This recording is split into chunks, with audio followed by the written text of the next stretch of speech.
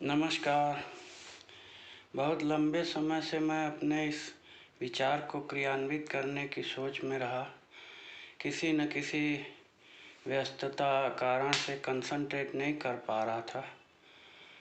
आज मेरा ये पहला वीडियो है जिसको इंट्रोडक्टरी वीडियो के रूप में मैं डालना चाहता हूँ। इसमें मैं कुछ हद तक अपना परिचय दूंगा और अपने और न्यूट्रिशन के परिचय संबंध के बारे में कुछ बोलूँगा और न्यूट्रिशन का महत्व क्या है किसी के स्वास्थ्य को श्रेष्ठतम स्तर पर रखने के लिए या उसको रुग्णता से या किसी दुर्घटना या सर्जरी की स्थिति से बाहर लाने में पोषण का क्या महत्व है, ये आपको संक्षेप में एक परिचय के रूप में बताने का प्रयास करूँगा। मैंने अपना YouTube पे अकाउंट तो बहुत पहले से बनाया हुआ है जिसमें कुछ कीवर्ड्स भी डाले हुए हैं और लगता है उनके चलते काफ़ी संख्या में लोगों ने उस अकाउंट पे अप्रोच की है।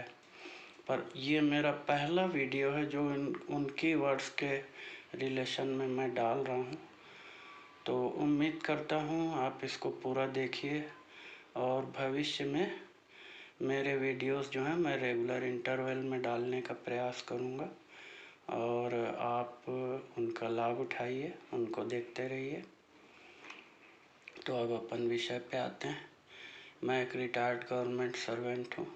As deputy collector, as SDM retire हुआ हूँ और बहुत सी कार्य की परिस्थितियों के चुनौतियों के अलावा कई दुर्घटनाएं और स्वास्थ्य के जो चैलेंज हैं उनको फेस किया मैंने और बार बार ये पाया कि चिकित्सा विज्ञान में शायद सबसे महत्वपूर्ण मगर साथ ही सबसे उपेक्षित जो विधा है चिकित्सा की, जो शाखा है, वो न्यूट्रिशन की है।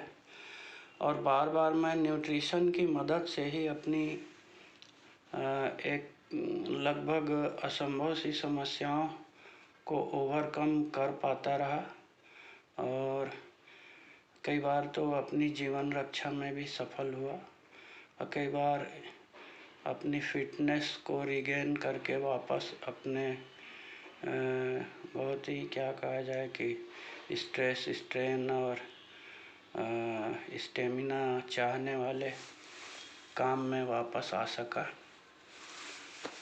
तो अपनी ज़रूरतों से ही मैंने पोषण की का अध्ययन और पढ़ाई की। बेसिकली मैं मैथ्स, फिजिक्स, केमिस्ट्री का स्टूडेंट रहा हूँ और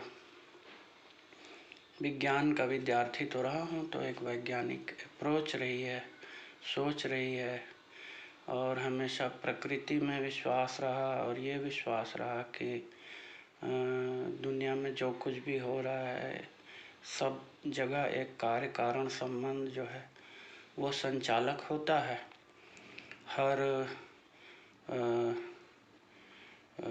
हर गतिविधि या हर हमारे स्वास्थ्य से जुड़ी हुई भी जो भी बातें होती हैं उसमें भी एक कार्य कारण संबंध होता है।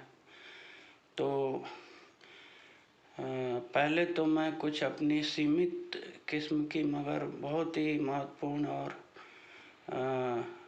मेडिकल साइंस के फील्ड में जब ये महसूस हुआ कि ये बड़ी असंभव सी समस्या है, तो पोषण की मदद से एक दो समस्याओं को मैं हल कर चुका था।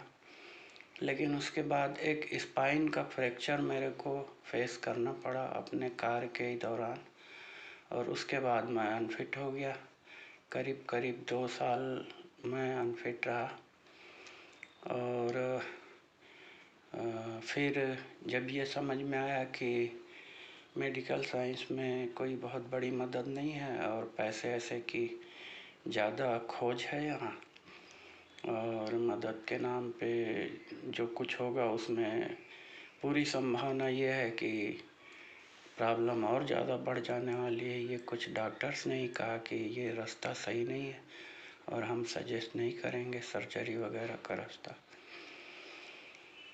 तो फिर होता ये था कि कभी कभी ये जो स्पाइन के फ्रैक्चर के बाद जब बहुत एक प्रकार से बैलेंसिंग या चलने फिरने ये सब चीज़ों में बहुत प्रॉब्लम हो गई और फिजिकली बहुत वीकनेस और अनफिट जैसे हो गए अपन। लेकिन बीच बीच में कभी थोड़ा सा इम्प्रूवमेंट लगता था 1-2 दिन के लिए।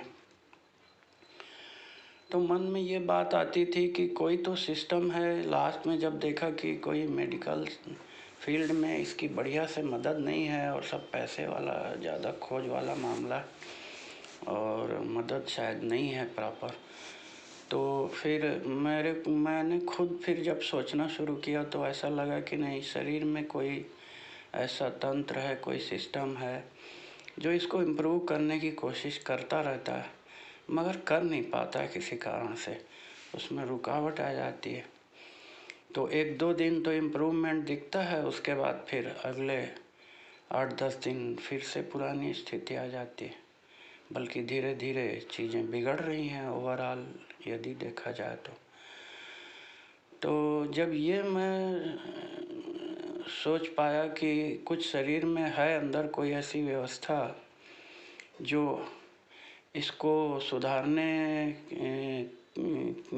का सिस्टम अपने शरीर में ही है मौजूद, तो उसको कैसे स्ट्रांग किया जाए और कैसे उसको ऑप्टिमम पे ले जाया जाए, तो शायद उसी की मदद से हम ठीक हो जाएं। तो फिर मन में जब बहुत सोचा तो ये आया कि शायद पोषण की मदद से हम अपने तंत्र को, अपने सिस्टम को काफ़ी मजबूत कर सकते हैं, मदद कर सकते हैं। फिर मैं 2 बुक्स लाया मार्केट से, पार्ट 1 पार्ट 2 कंप्लीट न्यूट्रिशन के ऊपर बुक्स थी। उनको स्टडी किया और उसके बाद उसका अपनी मदद उसमें क्या है ये निकाला। करीब मेरे को 2-2.5 महीने लगे। 2 बार तो उन किताबों को मैं बहुत पढ़ने का